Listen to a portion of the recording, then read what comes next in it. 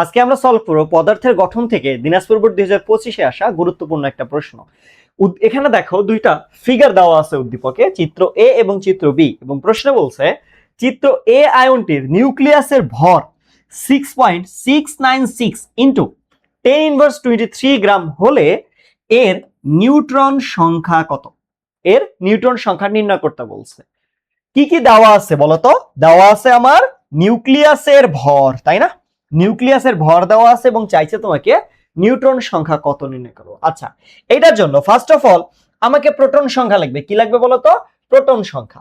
এখন দেখো এই পুরাটা যদি তুমি চিন্তা করো, পুরাটা যদি তুমি চিন্তা করো, চিত্র এ থেকে চিত্র এ তে এটাতে প্রোটন কয়টা আছে এটা আমাকে দেখতে হবে।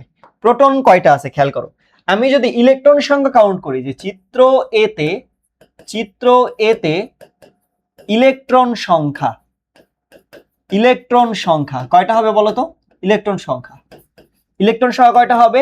বাইরের শেলে 8টা, ভিতরে 8টা, 8 8, তাহলে বাইরে 8টা, ভিতরে 8টা, আবার ভিতরে কয়টা? 2টা। 3টা শেলে আমি লিখছি, তাই না? প্লাস এক্সট্রা ভাবে 2টা। কেন ভাইয়া এক্সট্রা ভাবে 2টা? এইখানে খেয়াল করো +2 দেওয়া আছে, মানে 2 প্লাস, তার মানে 2টি ইলেকট্রন কি করছে? এ ত্যাগ করছে। 2টা ইলেকট্রন কি করছে তার মানে বলতো? ত্যাগ করে ফেলছে। তাহলে 8 + 8 + 2 প্লাস কত? 2। তাহলে এখান থেকে আমরা কি লিখতে পারি বলো? 8 8 16, 2 18, আর 2 কত? 20, তাই না? 20টি।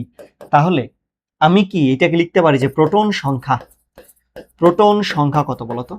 আমরা জানি ইলেকট্রন সংখ্যা সমান প্রোটন সংখ্যা ইকুয়ালস টু কি? ইলেকট্রন সংখ্যা না? প্রোটন সংখ্যা যেইটা সেটাই হচ্ছে কি আমাদের ইলেকট্রন সংখ্যা। তাহলে এটা প্রোটন সংখ্যা কত? 20টি, তাই না? এই চিত্র এর প্রোটন সংখ্যা কত বলতো? 20টি। তাহলে ভাইয়া আমি যদি বলি যে এটা ক্যালসিয়াম, তাহলে কি ভুল হবে?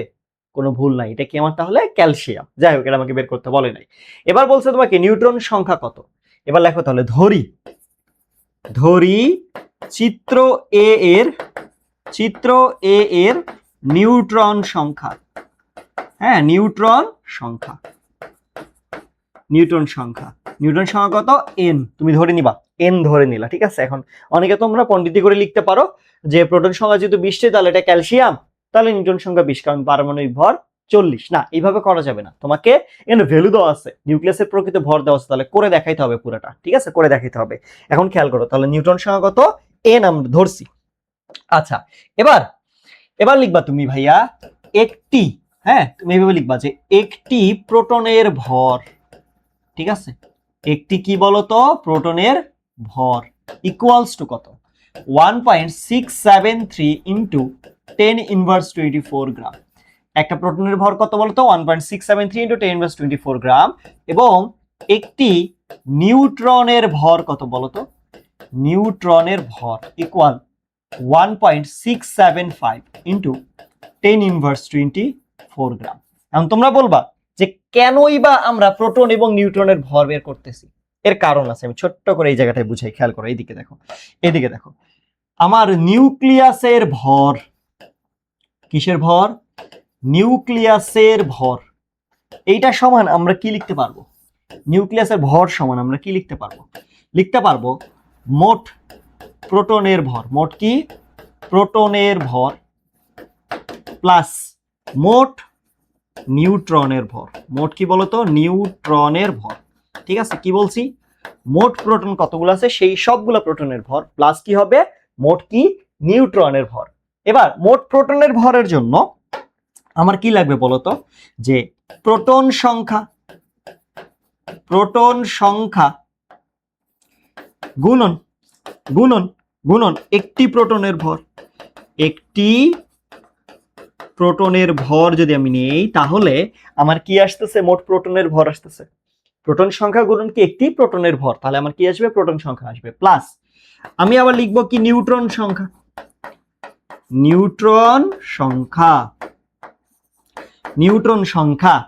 গুণন কি হবে?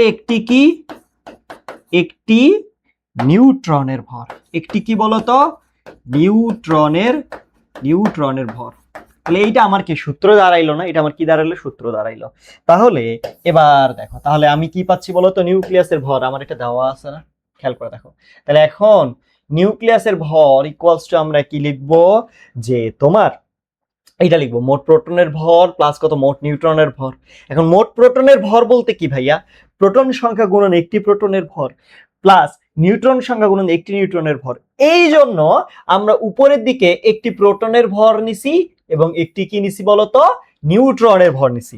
এই জন্যই কিন্তু আমরা নিছি। এবার খেয়াল করে দেখো, বলতো তোমার নিউক্লিয়াসের ভর কত দেওয়া আছে, বলো তোমার নিউক্লিয়াসের ভর কত দেওয়া আছে, নিউক্লিয়াসের প্রকৃত ভর কত, 6.696 × 10⁻23 গ্রাম, এটা দেওয়া আছে না? তাহলে এবার তুমি ক্যালকুলেট করো যে তোমার নিউক্লিয়াসের ভর কত, 6.696 × 10⁻23, এটা হচ্ছে আমার নিউক্লিয়াসের ভর ইকুয়াল প্রোটন সংখ্যা কয়টা বলো, প্রোটন কয়টা, আমার প্রোটন কিন্তু 20টা, এই যে খেয়াল করো অলরেডি বের করছে, প্রোটন কয়টা 20টা, তাহলে আমি কি লিখবো ইকুয়াল 20 গুণন আমার প্রোটনের ভর কত 1.673 × 10⁻24, ঠিক আছে। এবার প্লাস নিউট্রন সংখ্যা কত ধরছো, n ধরে নিছো না, এপাশে খেয়াল করো, এই যে দিকে দেখো, এই যে নিউট্রন সংখ্যা তুমি কত ধরে নিছো বলো তো ভাইয়া, n ধরে নিছো, এই যে নিউট্রন সংখ্যা n, তাহলে তুমি কি করবা বলো, n গুণন, তাহলে তুমি কি করবা যে প্লাস n গুণন তোমার একটা নিউট্রনের ভর কত, এই ভ্যালুটা কত বলো, একটা নিউট্রনের ভর 1.675, এই যে 1.675, 1. কত 675 ইন্টু কত 10⁻24 গ্রাম।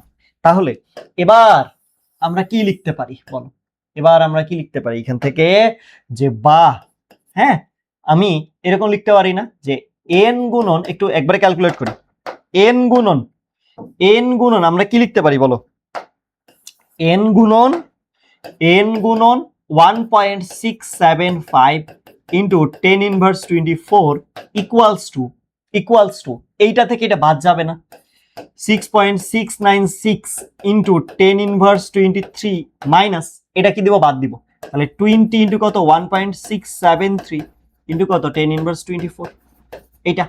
এবার তাহলে সুতরাং আমি কি লিখতে পারো বলো, n ইজ ইকুয়াল টু, তাহলে 6.696 ইন্টু 10⁻23 মাইনাস 20 ইন্টু 1.673 ইন্টু কত 10⁻24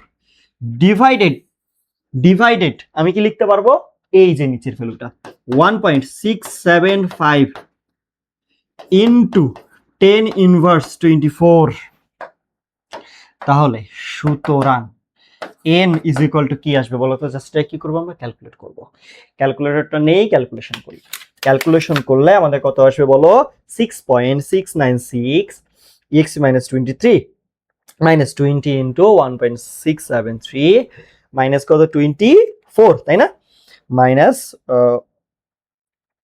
20 ইন্টু 1.673 মাইনাস 24 ডিভাইডেড হচ্ছে কত 1.675 মাইনাস 24, তাহলে আসে কত 20 আসে অ্যান্সার, কত আসে 20। তাহলে n এর ভ্যালু 20 যদি হয়, তাহলে সুতরাং তুমি কি লিখবা বলো তো, সুতরাং নিউট্রন সংখ্যা কত বলো, নিউট্রন সংখ্যা কত 20টি, এইটাই হচ্ছে আমাদের কি অ্যান্সার।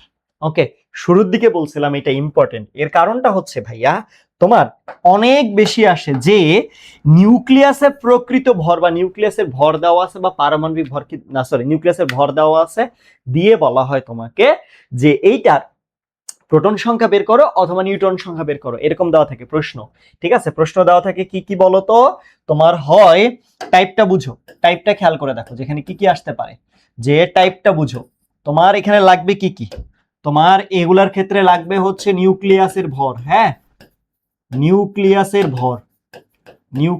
ভর, ঠিক আছে। তারপরে লাগবে কি কি বলতো, তারপরে লাগবে হচ্ছে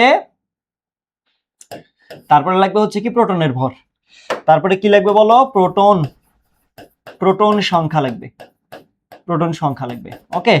তারপরে আবার কি লাগবে বলো তো, নিউট্রন সংখ্যা লাগবে, তারপরে আবার কি লাগবে, নিউট্রন সংখ্যা লাগবে, জাস্ট এই তিনটা জিনিস লাগবে। এখন এই তিনটা জিনিস থেকে কি কি প্রশ্ন হইতে পারে, এই তিনটা থেকে কি কি প্রশ্ন হইতে পারে খেয়াল করে দেখো, তোমার চাইতে পারে যে নিউক্লিয়াসের ভর কত, সেক্ষেত্রে তোমার প্রোটন সংখ্যা নিউট্রন সংখ্যা দেওয়া থাকবে, চাইতে পারে যে প্রোটন সংখ্যা কত অথবা কোন মৌল, আইডেন্টিফাই করো। ঠিক আছে, কোন মৌল সেটা আইডেন্টিফাই করো। এটা একটা প্রশ্নের টাইপ হইতে পারে। অথবা নিউটন সংখ্যা কত, মাত্র যেটা বের করলাম। ওকে, নিউটন সংখ্যা দিয়ে তুমি কখনো আইডেন্টিফাই করতে পারবা না যে এটা কোন মৌল। নিউটন সংখ্যা তোমার কয়েকটা ইয়ার ক্ষেত্রে, যেমন আইসো নিউট্রন গুলো যেগুলো কয়েকটার ক্ষেত্রে কি হতে পারে, সমান হতে পারে। ভিন্ন ভিন্ন মৌলের ক্ষেত্রে তোমার নিউটন সংখ্যা সমান হতে পারে। এই জন্য তোমার এই প্রশ্নটা সব থেকে বেশি আসবে, এই প্রশ্নটা, যে প্রোটন সংখ্যা কত, প্রোটন সংখ্যা কত এবং হচ্ছে কি এটা কোন মৌল। ঠিক আছে, আইডেন্টিফাই করো প্রোটন সংখ্যা কত এবং কি এটা কোন মৌল, এটা আইডেন্টিফাই করো।